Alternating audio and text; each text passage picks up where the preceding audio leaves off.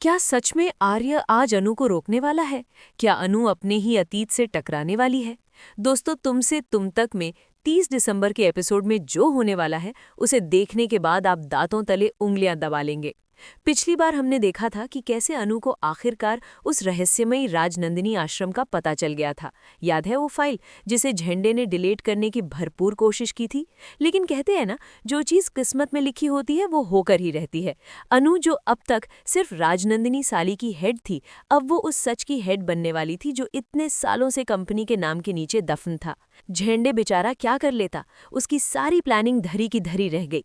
यहाँ आर्य झंडे को कह रहा था कि हाँ, मैं आज अनु को सब कुछ बता दूंगा, लेकिन क्या आर्य सच में बताने की हिम्मत कर पाता? नहीं, क्योंकि झंडे ने उसे क्या कहा था कि तुम 20 साल के लड़के नहीं हो जो फूल दे रहे हो और प्रपोज करने की सोच रहे हो।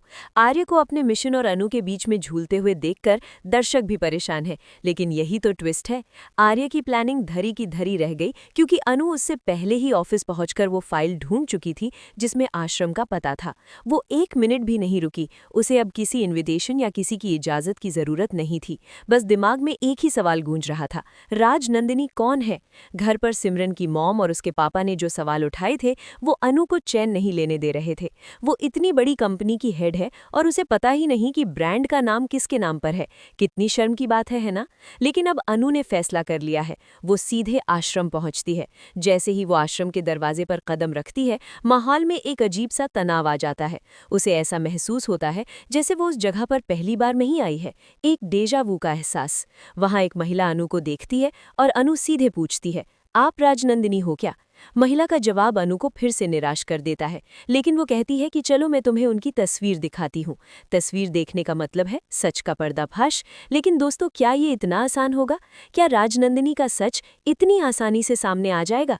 इधर ऑफिस में जब आर्य झंडे को बता रहा होता है कि हाँ, मैंने डिसाइड कर लिया है कि मैं अनु को सच बताऊंगा, तभी झंडे को पता चलता है कि अनु तो ऑफिस में ही नहीं है। वो फाइल भी गायब है। अब झंडे और आर्य के तो होश उड़ गए। आर्य पागल की तरह अनु को फोन मिलाता है, लेकिन अनु शायद आश्रम के अंदर जा चुकी है जहां नेटवर्क भी नहीं है।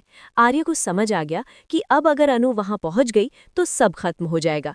उसका प्लान, उसकी सारी मेहनत, सब बर्बाद। क्योंकि अगर अनु ने राजनंदिनी की तस्वीर देख ली तो वो सच को खुद ही जोड़ लेगी और शायद उसे याद भी आ जाए कि वो कौन थी। इसलिए आर्य अब समय बर्बाद नहीं करता। झंडे को डांटते हुए वो अपनी कार की चाबी उठाता है और आश्रम की ओर भागता है। सवाल ये है, क्या आर्य समय पर आश्रम पहुंच पाएगा या अनु तब तक सच जान चुकी होगी? आर्य तो आश्रम की ओर चीते की रफ्तार से भागा जा रहा है, लेकिन क्या किस्मत अनु के साथ है? आश्रम के अंदर क्या हो रहा है? अनु उस महिला के साथ उस कमरे में पहुंच चुकी है जहां राजनंदिनी की तस्वीर लगी है। कमरे में हल्की रोशनी है और अनु की धड़कनें तेज हैं। वो महिला तस्वीर की ओर इशारा करती है और अनु की आंखें बड़ी हो जाती हैं। लेकिन दोस्तों, ये क्या? जैसे ही अनु उस तस्वीर को देखती है, उसे कुछ धुंधला धुंधला सा याद आने लगता है। कुछ बचपन के सीन, कुछ दर्द भरी आहटें। क्या ये कोई फ्लैशबैक है? तभी अचानक एक अजीब सा ट्विस्ट आता है। तस्वीर में आग लग जाती है। जी हाँ, एक बड़ा ट्विस्ट। तस्वीर जलने लगती है और पूरा कमरा धुएं से भर जाता है। अनु डर जाती है। महिला भी चिल्लाने लगती है। लेकिन इस आग से डरने के बजाय अनु की आंखें उस जलती हुई तस्वीर पर अटक जाती हैं। ये आग सिर्फ तस्वीर को नहीं जला रही, बल्कि अनु के अतीत को भी फिर से जिंदा कर रही है। इस आग और धुएं के बीच अनु को कुछ आवाजें सुनाई देती हैं। कुछ ऐसी आवाजें जो शायद बचपन में उसने किसी बड़े हादसे के दौरान सुनी थी। क्या ये वही हादसा है जिसकी वजह से उसकी याददाश्त गई थी? क्या ये वही आग है जिसने उसकी पहचान को उससे छीन लिया था? अब अनु को चक्कर आने लगता है। वो लड़खड़ा जाती है। उधर आर्य आश्रम के गेट पर पहुंच चुका है। वो पागलों की तरह अनु को आवाज देता है, अनु अनु, लेकिन धुएं और हंगामे की वजह से उसकी आवाज अनु तक नहीं पहुंच पाती। आश्रम के लोग आग देखकर घबरा जाते हैं और इधर उधर भागने लगते हैं। आर्य गेट तोड़कर अंदर जाने की कोशिश करता है। वो जानता है कि इस आग का सीधा संबंध अनु के अतीत से है। अगर अनु ने सच जान लिया तो आर्य का क्या होगा? उसका सारा झूठ सामने आ जाएगा। ये सब क्या है? किस्मत का खेल या आर्य की साजिश का नतीजा? इधर झेमी की फौरन आर्य को फोन करता है, आर्य क्या हुआ? अनु मिल गई, लेकिन आर्य गुस्से में फोन काट देता है। आर्य को बस एक ही चीज दिखाई देती है, अनु को उस आग से बाहर निकालना, इससे पहले कि वो उस जलती हुई तस्वीर में अपनी परछाई देख ले।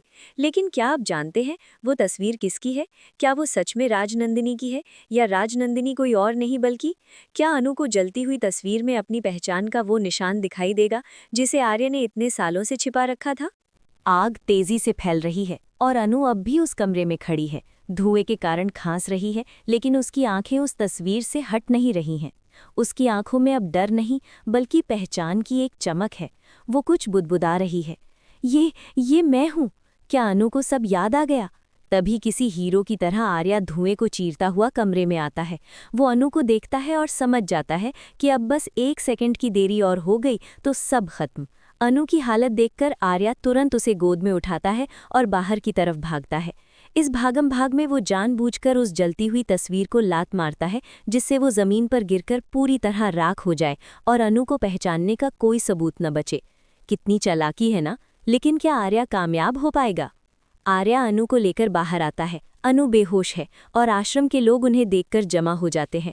आर्या बिना किसी की परवाह किए अनु को अपनी कार की पिछली सीट पर लिटाता है और वहां से निकल जाता है। लेकिन ये क्या? आर्या उसे अस्पताल क्यों नहीं ले जा रहा?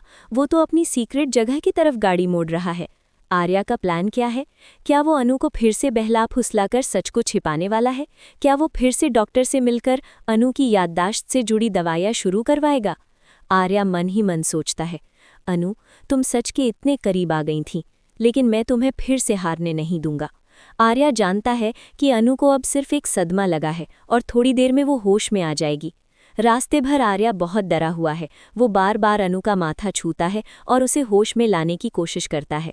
वो जानता है कि अगर अनु होश में आने के बाद उससे राजनंदिनी के बारे में पूछेगी तो उसका झूठ पकड़ा जाएगा। इसलिए उसने एक और प्लान बना रखा है, एक झूठी कहानी। वो अनु को बताएगा कि वो अचानक ही उसे ढूंढता हुआ आश्रम पहुंच गया और उसे बचाया, और आग तो बस एक हादसा था। लेकिन दोस्तों, क्या अनु इतनी भोली है? वो सब कुछ भूल जाएगी जो उसे धुएं में याद आया था? और वो महिला जिसने अनु को तस्वीर दिखाई थी, क्या वो चुप बैठेगी? क्या आर्या अनु को अपने फार्म हाउस पर ले जाकर राजनंदिनी के राज पर हमेशा के लिए पर्दा डाल देगा, या ये आग उसके झूठ को और ज्यादा भड़काएगी? आर्या अनु को लेकर अपने आलीशान फार्म हाउस पहुंचता है और उसे अपने बेडरूम में लिटाता है। अनु अभी भी बेहोश है। आर्या उसके बगल में बैठता है और उसे निहारता है। यहाँ एक इमोशनल सीन क्रिएट होता है। आर्य का प्यार और उसका अपराध बोध। वो अपने आप से कहता है, मैं तुमसे बहुत प्यार करता हूँ अनु, लेकिन मैं सच तुम्हें नहीं बता सकता, क्योंकि तभी अनु को हल्का सा होश आता है। वो धीरे से अपनी आंखें खोलती है और आर्य को देखती है। सबसे पहला सवाल जो उसके मुंह से निकलता है वो है, राजनंदिनी कौन है? आर्य शॉक हो जाता है। उसे लगा था कि अनु थोड़ी देर लगाएगी, लेकिन अनु ने सीधे सवाल दाग दिया। अब आर्य की झूठी कहानी शुरू होती है। वो तुरंत माहौल को बदलने की कोशिश करता है और कहता है, तुम ठीक हो अनु, तुम्हें ज्यादा चोट तो नहीं लगी? वो एक भयानक आग थी, तुम्हें वहां जाना ही नहीं चाहिए था। अनु जिद पर अड़ी है। वो कहती है, नहीं आर्य, मुझे याद आ रहा है, उस तस्वीर में कुछ था। आर्या हड़बड़ा जाता है। वो अनु का हाथ पकड़ता है और इमोशनल ब्लैकमेल शुरू करता है। वो कहता है, अनु प्लीज अभी आराम करो, जब तुम पूरी तरह ठीक हो जाओगी तब मैं तुम्हें सब कुछ बताऊंगा, मैं तुमसे कुछ नहीं छिपाऊंगा। अनु आर्य की आंखों में देखती है, लेकिन क्या वो सच कह रहा है? ये बात यहीं खत्म नहीं होती। सिमरन की मॉम और पापा जो अनु के घर पर हैं, उन्हें ये तो पता चल गया है कि अनु राजनंदिनी आश्रम गई थी। अब सिमरन की मॉम, जो पहले से ही आर्य पर शक कर रही थी, अपनी अगली चाल चलती है। वो अनु के पापा को भड़काती हैं कि जरूर दाल में कुछ काला है, वरना आर्य क्यों इतना परेशान होता। वो सीधे आर्य के ऑफिस में फ़ोन करती हैं और झंडे से अनु के बारे में पूछती हैं।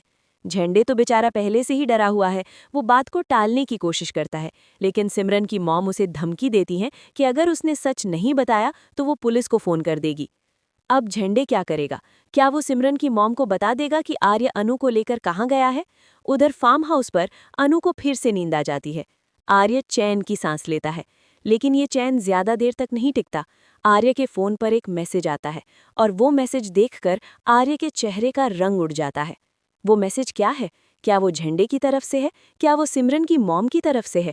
या क्या वो अतीत का कोई ऐसा कैरेक्टर है जो राजनंदिनी का सच जानता है और अब आर्य को ब्लैकमेल करने वाला है? दोस्तों, क्या आर्या का ये आखिरी दांव भी नाकाम होने वाला है और क्या सिमरन की मॉम सच का पर्दाफाश करने वाली हैं?